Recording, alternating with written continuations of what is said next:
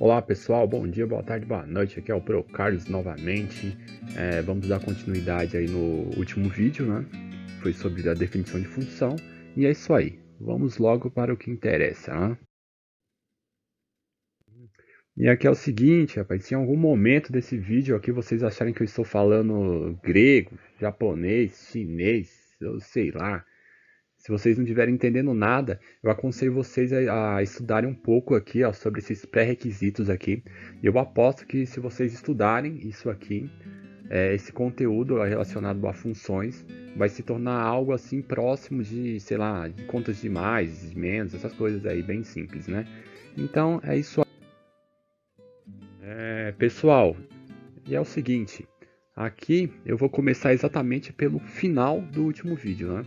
Então no final do último vídeo eu apresentei para vocês a relação assim a grandezas proporcionais, né? Que eu tenho essa lei de formação e ela se tornou o nosso ponto de partida para poder falar sobre as funções, né? Função linear, que é a mesma coisa que a lei de formação das grandezas proporcionais, né? A função afim, que eu acrescento uma constante ali na função linear e eu tenho essa nova função. E falei sobre a função constante, né? Que é quando eu não tenho uma variável x, né? Ou seja, y é igual a um número, a uma constante. E eu falei para vocês que a representação gráfica dessas funções é uma reta, né?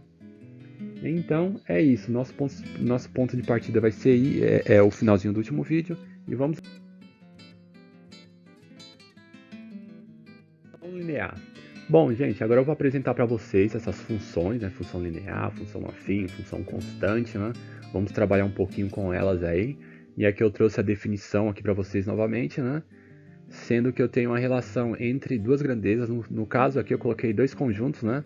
Eu tenho um conjunto que gera um segundo conjunto, né? Ou seja, traz aquela ideia da relação entre as duas grandezas. Essa função chama-se linear, tal, tal, tal. Sendo que eu tenho essa lei de formação aqui, ó.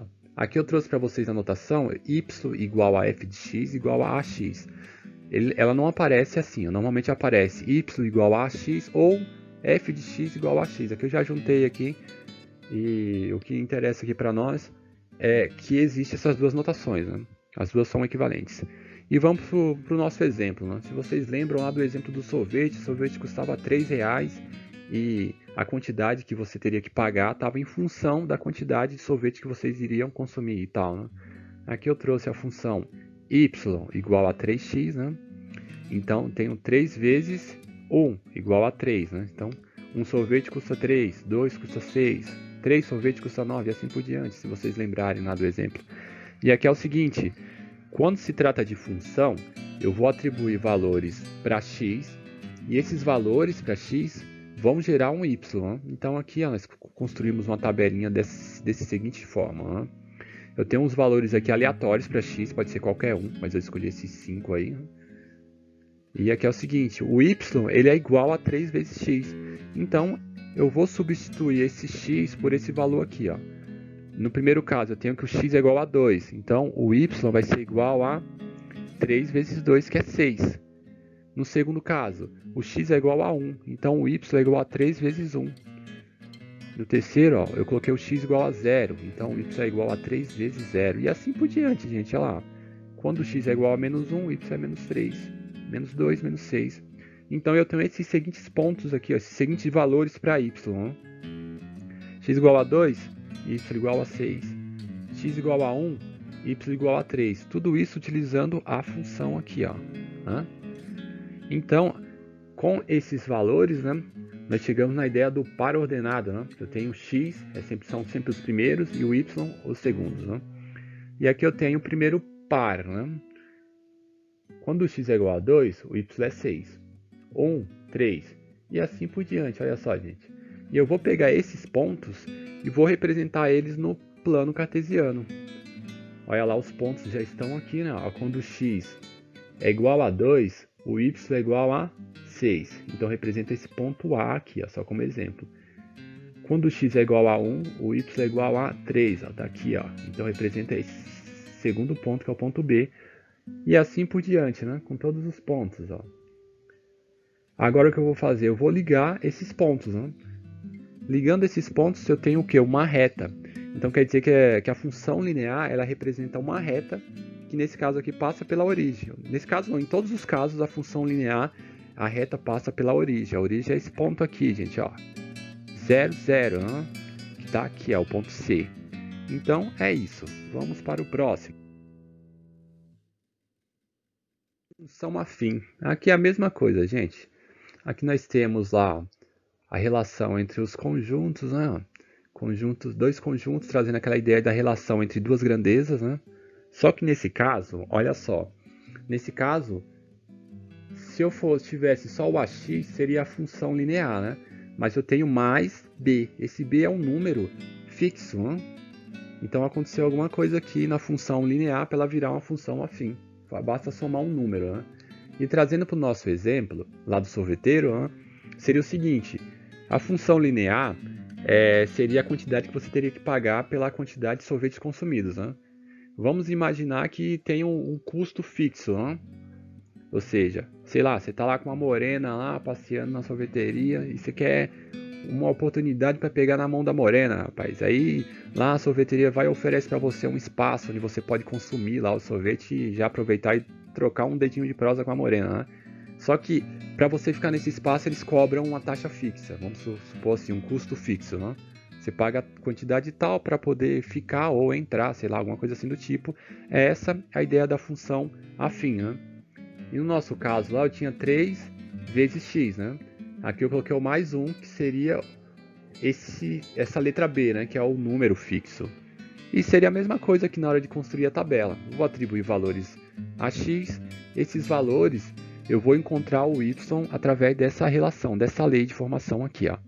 Então, quando x é igual a 2, o y vai ser igual a 3 vezes 2, que é 6, mais 1, que é igual a 7. Pronto, assim, ó. Simples, né? Basta substituir o valor do x na função, né? Quando x é igual a 1, o y vai ser igual a 4. E assim por diante, sem erro. Ó.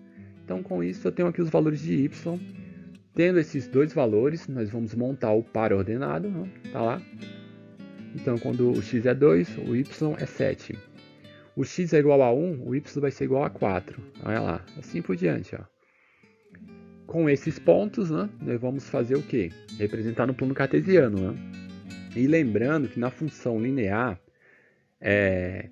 os pontos, eu tinha esse ponto aqui, ó, que é o ponto que passa pela origem. Né? Observe que na função afim, eu não tenho esse ponto passando pela origem. Ó. Esse ponto ele já passa um pouquinho a mais aqui em cima, tá vendo?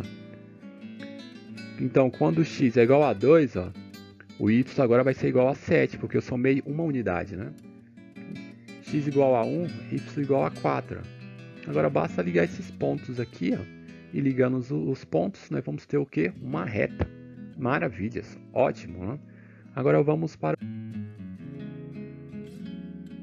a função constante. Essa aqui é simples, galera. Aqui a relação de função também é a relação entre dois conjuntos, trazendo a ideia de relação entre duas grandezas. Nesse caso aqui eu tenho y igual a f de x igual a b. Observe que eu não tenho uma variável x, né? Isso quer dizer que o y ele é igual a uma constante, é igual a um número fixo, né? Então, seria no exemplo do sorveteiro, você tá lá com a morena, rapaz, você só quer um lugarzinho para ficar sentado ali de boa, ou você só quer entrar na sorveteria, porém tem que pagar um valor para poder entrar lá na sorveteria ou ficar lá na mesa, lá, alguma coisa assim do tipo, né? Então tá aqui, ó, y é igual a 1 nesse exemplo aqui, ó. Então aqui, gente, não adianta, eu posso atribuir qualquer valor para x que o y vai ser sempre igual a 1, pois nesse caso o x ele não interfere em nada, né? Então, ó, x igual a 2, y é igual a 1, vai ser sempre, ó, x igual a 1, 1. Então eu tenho esses pontos, para qualquer valor de x, o y vai ser sempre igual a 1, gerando esses pares ordenados, né? Ou, né? Simples. E nesse caso agora basta representar esses pontos no plano cartesiano, né? E traçar uma reta passando por eles, né? Para ligar os pontos que vai formar uma reta. E observe que a função constante ela é uma reta paralela ao eixo x, né? Simples, né? Então é isso. É isso aí, gente. Agora vocês estão livres aí para sair folheando, saltitando de alegria, né? E eu vou fazer mais um vídeo aí para poder falar o que acontece ali, qual é a influência dos coeficientes, né? em relação à função. Então é isso aí, qualquer coisa estou à disposição de vocês. Até mais!